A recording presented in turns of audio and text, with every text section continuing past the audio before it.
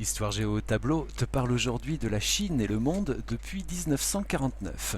Alors c'est un chapitre qui est inscrit dans la partie puissance et tension dans le monde depuis 1918, donc qui interroge, comme pour le chapitre sur les États-Unis, la notion de puissance. Je vous y renvoie pour réactualiser un petit peu ce qu'on entend par la puissance.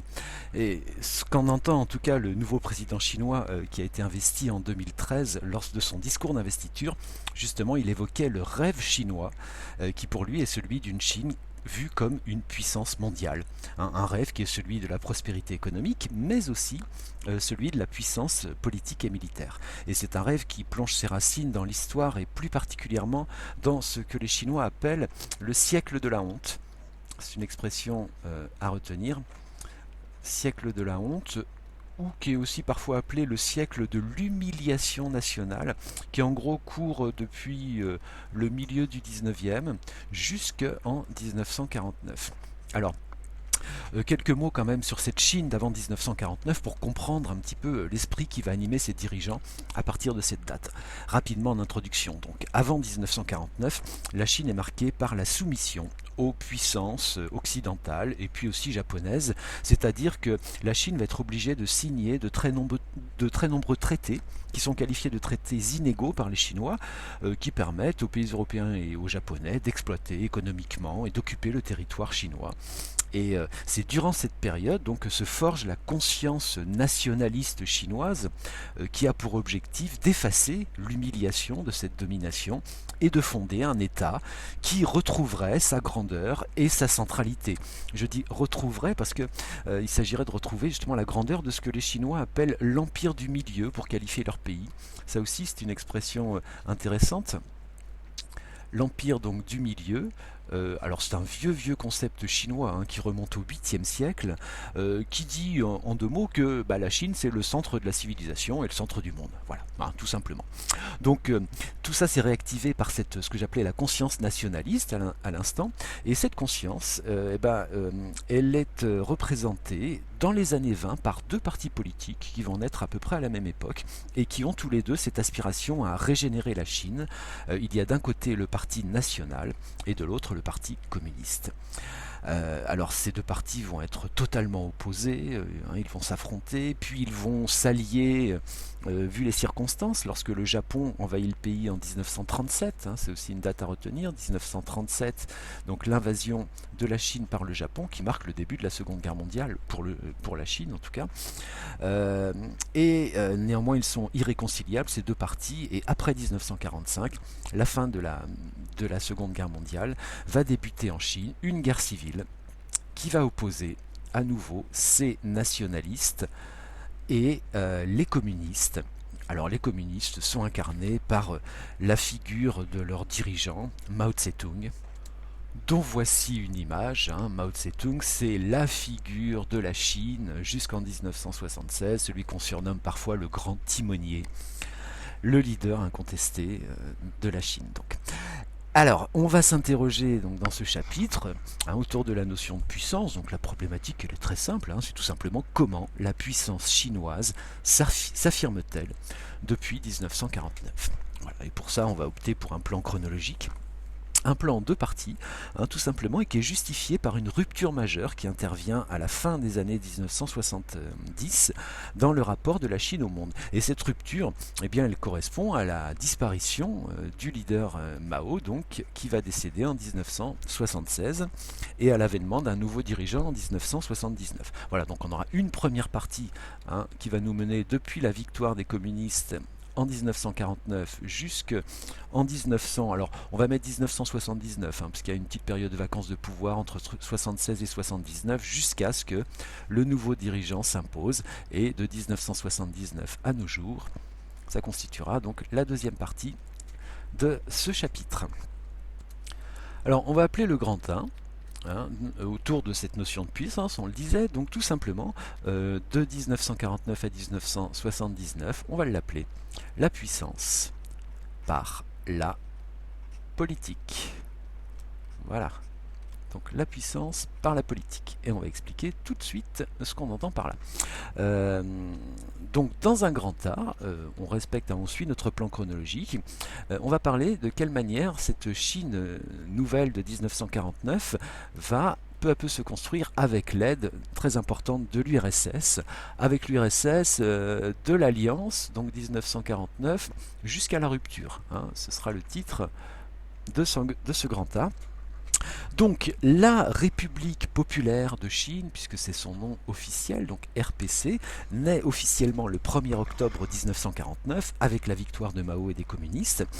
Et cette naissance, elle intervient dans un contexte de guerre froide, ce qui fait que dès 1950, eh bien, la Chine va signer avec l'URSS, son voisin proche, un traité très important qui va fonder donc le développement de la Chine dans les années qui suivent, un traité dit d'amitié, d'alliance et d'assistance mutuelle.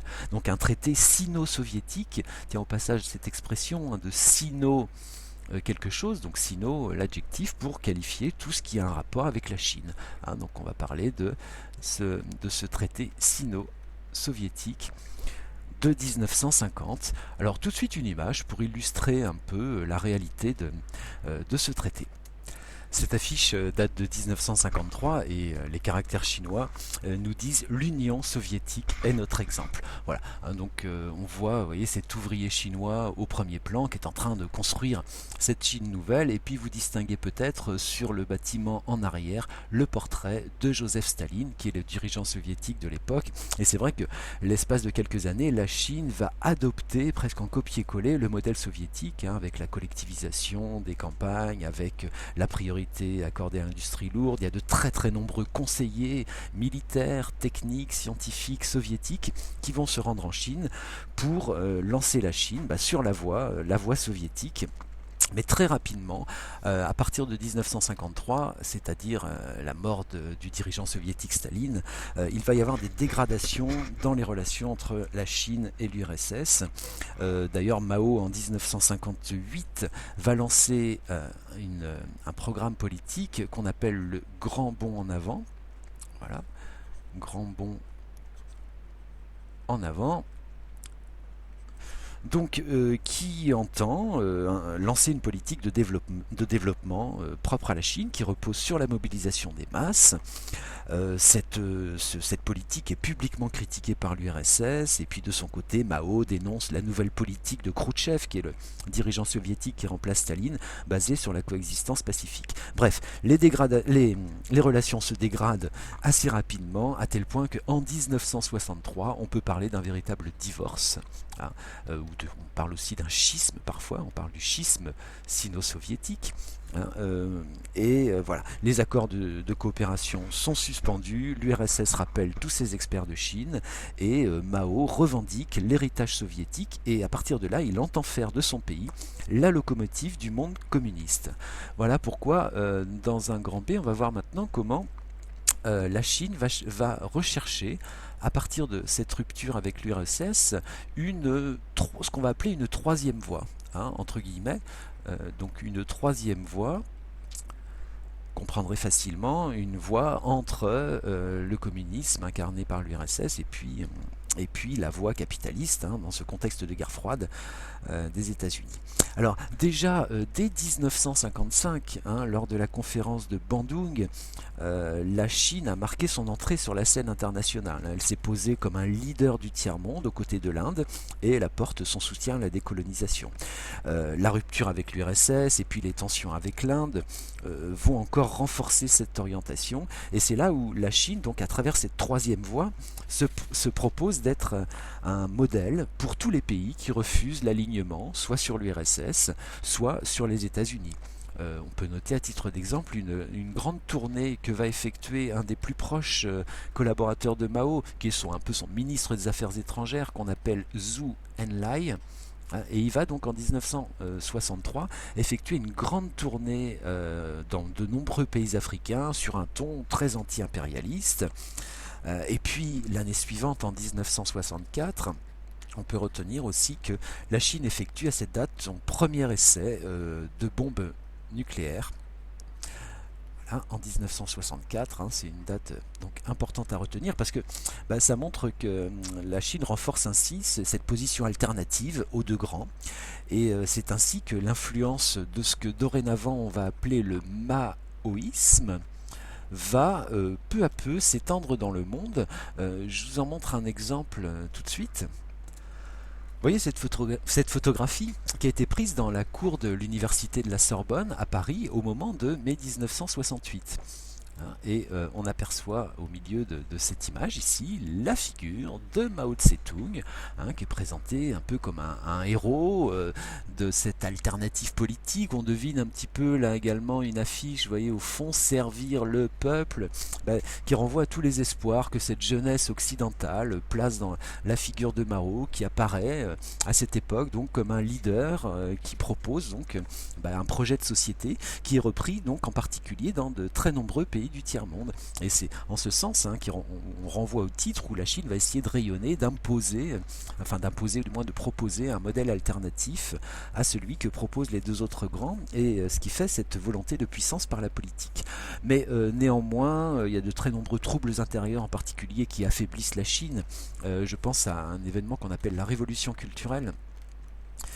La révolution donc culturelle, voilà, qui débute en Chine en 1966, qui est une grande politique de mobilisation populaire, où il s'agit de renouer avec la révolution, mais qui a aussi pour but des règlements de compte internes au sein du Parti communiste chinois. Enfin, toujours est-il que ces troubles, et puis les conséquences sociales sur la Chine, vont porter un coup au rayonnement du maoïsme, et finalement signer déjà un peu l'échec de cette volonté de s'affirmer comme un des leaders sur la scène mondiale.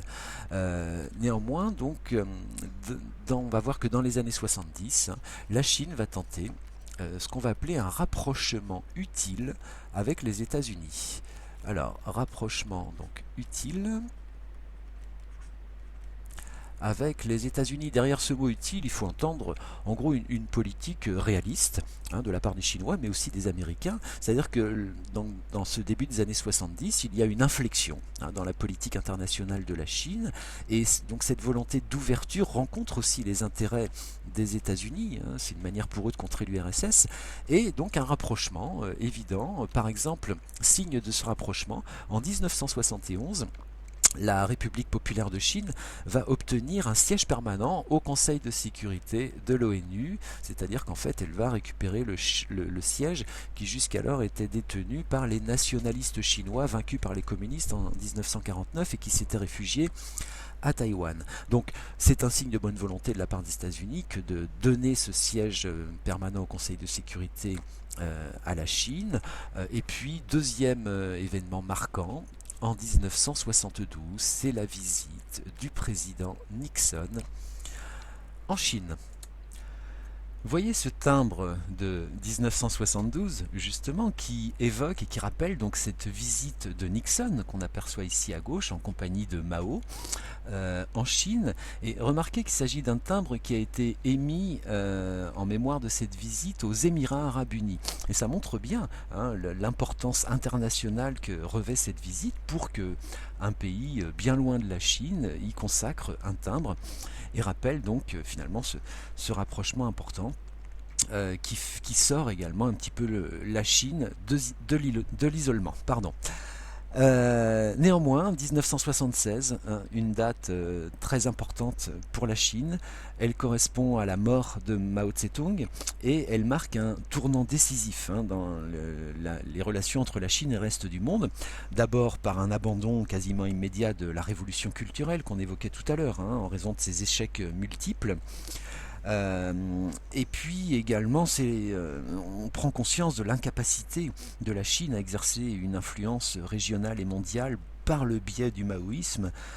Et donc va suivre à cette mort de Mao une période de transition et puis de lutte de pouvoir de quelques années avant que ne s'impose le nouvel homme fort du pays. Ce nouvel homme fort, vous pouvez tout de suite noter son nom, on va beaucoup en parler dans la deuxième partie. Il s'agit de Deng Xiaoping, qui était aussi un des collaborateurs de Mao et qui va donc réussir à partir de 1979 à s'imposer à la tête de la Chine et qui est à l'origine de la véritable rupture qui s'impose alors et puis qui pour nous donc correspond à notre deuxième partie, donc à partir de 1979 jusqu'à nos jours, donc, où l'on va parler de la puissance, de la recherche de la puissance, mais cette fois-ci par l'économie. Voilà, la puissance donc par l'économie, c'est l'objet du grand 2, et on va tout de suite voir dans le grand 1 que Deng Xiaoping va lancer donc une politique, on va y arriver, donc politique, vous avez su à lire, une politique volontariste d'ouverture vers le reste du monde. Donc politique volontariste d'ouverture. Voilà. Et donc Deng Xiaoping, on va l'appeler Deng dorénavant, va lancer un programme qu'on retient souvent sous le nom des 4 modernisations. Voilà, donc vous retiendrez ce nom. Et éventuellement, si vous le pouvez aussi, en quoi consistent ces 4 modernisations. Il s'agit de l'agriculture, de l'industrie, de la recherche et de la défense. Voilà. 4 domaines pour faire de la Chine une grande puissance en basant cette grandeur sur la croissance économique. Et donc, il s'agit de s'ouvrir au marché mondial, de libéraliser l'économie, et donc on se retrouve dans une situation inédite que les Chinois vont qualifier, là aussi il faudra retenir cette expression, de socialisme de marché. Voilà, une expression un peu surprenante, tant elle contient de paradoxes, c'est-à-dire un mélange à la fois donc d'ouverture au capitalisme et de régime autoritaire. Alors ça se traduit très concrètement par des mesures libérales, comme la décollectivisation de la terre en 1984, la réintroduction de la propriété privée, introduction des lois du marché, et de la libéralisation des prix. Donc c'est une véritable inflexion dans cette politique chinoise. Regardez cette image donc, du leader Deng Xiaoping ici qui domine une ville chinoise qui est la ville de Shenzhen. Vous voyez son nom écrit en bas à droite. Pour illustrer comment donc Deng Xiaoping va créer également ce qu'on appelle des zones économiques spéciales, donc ZES, qui sont toutes situées sur le littoral sud de la Chine face aux petites îles capitalistes, ces petits restes de Chine qui sont encore sous domination occidentale.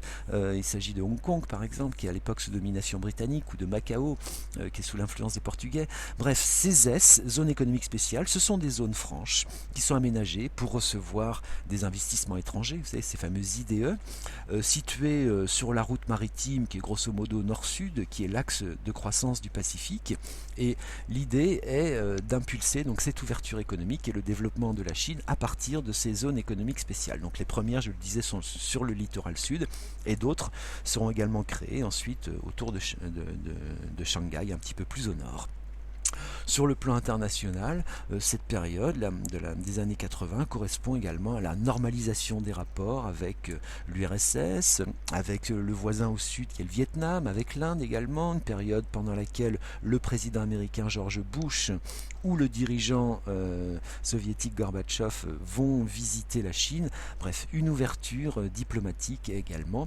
Et cette décision de libéraliser la Chine, d'entrer de plein pied dans le socialisme de marché, fait qu'effectivement, la Chine, à partir des années 90, va véritablement émerger comme une puissance globale dans ce contexte de mondialisation qui ne cesse de croître à cette période. Donc notre grand B va nous permettre de préciser ce qu'on entend comme à travers cette expression de puissance globale pour la Chine. Donc dans la décennie 2000, la Chine devient véritablement ce qu'on appelle parfois l'atelier du monde. Atelier du monde, c'est une expression un peu galvaudée, mais qui montre à quel point son industrie tournée vers l'exportation va peu à peu dominer de nombreux secteurs. En 2003, la Chine est la 6e puissance économique mondiale. En 2010, elle dépasse le Japon et elle devient la 2e puissance économique mondiale. Bon, on peut encore aligner les chiffres. Un taux de croissance annuel moyen autour de 9%, avec des années où ce taux est même à 2 chiffres.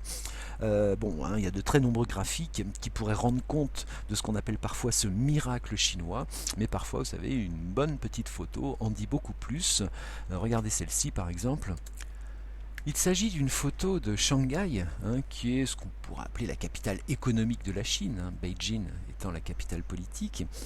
Alors, 2 photos qui ont été prises pour la première en 1987, avant que cette ville de Shanghai ne soit décrétée zone économique spéciale, et la seconde a été prise en 2013. Voilà. Et j'espère que vous distinguez bien sur cette image à quel point cette ville a été complètement transformée.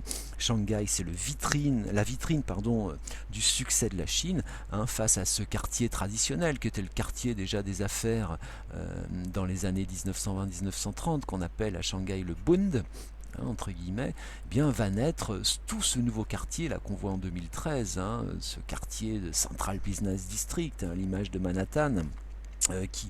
Qui peut rivaliser avec beaucoup d'autres dynamiques portuaires comme Hong Kong ou Singapour par exemple. Ce nouveau quartier de Shanghai qu'on voit sur de très nombreuses images, qu'on appelle le quartier de Pudong, et qui à lui seul illustre cette réussite chinoise. Et c'est vrai que la Chine va tout faire dans ces années-là pour s'insérer dans l'économie mondiale et dans le concert des nations. On peut prendre quelques exemples de cette volonté, de cette réussite. En 2001, la Chine va adhérer à l'Organisation mondiale du commerce, l'OMC, ce qui montre donc cette volonté d'insertion dans la globalisation, et puis va développer des programmes très nombreux pour montrer sa puissance. Notons par exemple en 2003 l'envoi dans l'espace d'un premier astronaute chinois. Alors un astronaute chinois, on appelle ça un taïkonaute. Voilà. Donc le taïkonaute en 2003.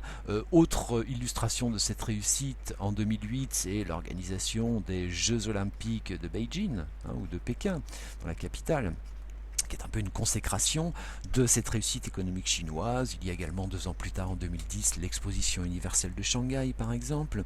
Bref, tout cela consacre le rôle de géant économique de la Chine, sans compter son influence grandissante en Afrique, par exemple. Souvenez-vous de l'expression Chine-Afrique, ses nombreux investissements également en Amérique latine. Bref, une puissance donc qui, en l'espace de quelques années, a accédé aux premiers rangs mondiaux. Alors pour autant, est-ce qu'on peut dire de la Chine que c'est une grande puissance à part entière? On va nuancer un petit peu ce jugement dans la 3e partie, où on va parler donc mais une puissance incomplète. Voilà. Donc puissance incomplète. Incomplète, on y vient, voilà, pour évoquer la situation chinoise. Alors, un petit document pour commencer. C'est une caricature publiée dans Courrier International et qui suggère ce qu'on entend très souvent, d'un bras de fer entre, vous le voyez à droite, l'aigle, symbole des États-Unis, et le dragon chinois à gauche, luttant d'égal à égal pour la suprématie mondiale. Alors, est-ce qu'on peut dire de cette caricature qu'elle renvoie à une réalité contemporaine à nuancer, C'est vrai, sur le plan économique, la balance commerciale de la Chine vis-à-vis des États-Unis est largement excédentaire. Sur le plan financier également, où on sait que la Chine finance une partie du déficit américain. Mais pour autant, difficile de parler de la Chine d'une puissance à l'égal de la puissance des États-Unis. Quelques éléments pour en juger. Sur le plan militaire, par exemple, c'est vrai que la Chine a le 2e budget militaire au monde, mais il est très loin derrière celui des États-Unis. Ils ont des ambitions militaires en mer de Chine et dans le Pacifique, se constitue une marine qui est déjà la première d'Asie, mais qui compte seulement un porte-avions avec la volonté d'en acquérir un second.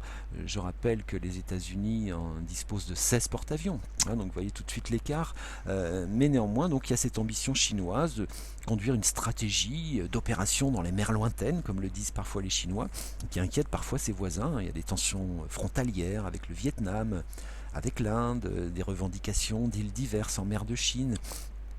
Bien, c'est vrai que la Chine siège aussi au Conseil de sécurité, on le disait tout à l'heure, mais pour autant la Chine n'a pas la capacité ni même la volonté de s'impliquer dans toutes les crises internationales. Donc relativisons un peu sa puissance sur le plan diplomatique et militaire. Et puis il y a bien un autre domaine également qui fait que qualifier la Chine de puissance incomplète est tout à fait justifié. C'est dans ce qu'on appelle, souvenez-vous-en, le soft power, cette capacité de séduction auprès du monde, et ce soft power est bien en deçà de celui des États-Unis. Globalement, la Chine souffre d'une image ternie, avec des problèmes politiques. La libéralisation politique est inexistante en Chine. C'était ce qu'appelaient de leur vœu des étudiants qui ont manifesté en 1989 à Beijing. Ils demandaient une 5e modernisation, après les 4 que l'on citait tout à l'heure, qui était celle de la libéralisation politique. Or, donc, ces événements qui se déroulent quelques mois avant la chute du mur de Berlin et puis l'effondrement du communisme en Europe, en 1989, donc, correspondent au contraire à un durcissement du régime chinois. Il faudrait garder cet exemple des manifestations qui ont eu lieu donc dans la capitale chinoise, qu'on appelle parfois la crise de Tiananmen, alors du nom de la place centrale de Pékin, Tiananmen, sur laquelle se trouve la cité interdite. Il y a donc de très nombreux étudiants qui manifestent, demandant plus de liberté, une véritable insurrection qui va être réprimée dans le sang au mois de juin 1989. De très nombreux opposants vont être enfermés. Bref, la Chine montre là son visage de puissance qui refuse de libéraliser le système politique. Le Parti communiste chinois, donc le PCC, reste le parti unique qui contrôle tout. On peut citer par exemple un Liu Xiaobo, qui est un prix Nobel 2010, mais qui était emprisonné au moment où ce prix Nobel lui a été remis, qu'il l'est toujours aujourd'hui. Il est emprisonné aujourd'hui en Chine. C'est un prisonnier politique. On peut aussi évoquer la question de l'occupation du Tibet qui reste entière. Et puis d'autres problèmes, des tensions internes qui fragilisent la Chine, les tensions sociales entre une partie de la population qui a bénéficié de cet essor économique, mais encore plus de 600 millions de Chinois qui vivent dans des conditions très difficiles, des inégalités régionales également entre le littoral fortement développé et puis des régions de l'intérieur qui souffrent encore de l'isolement, l'urbanisation, les problèmes d'environnement. Bref. En conclusion, on peut dire que la Chine, qui donc a échoué à devenir une grande puissance sous Mao, est devenue, c'est vrai, depuis l'ouverture de la fin des années 70, une puissance incontournable. Elle a participé à cette multipolarisation du monde et puis au rééquilibrage planétaire au profit de l'Asie. Mais pour autant, en conclusion, il s'agit de relativiser cette puissance au regard des nombreux défis auxquels ce pays est aujourd'hui confronté et qui n'a pas encore en tout cas, les moyens d'exercer un leadership mondial.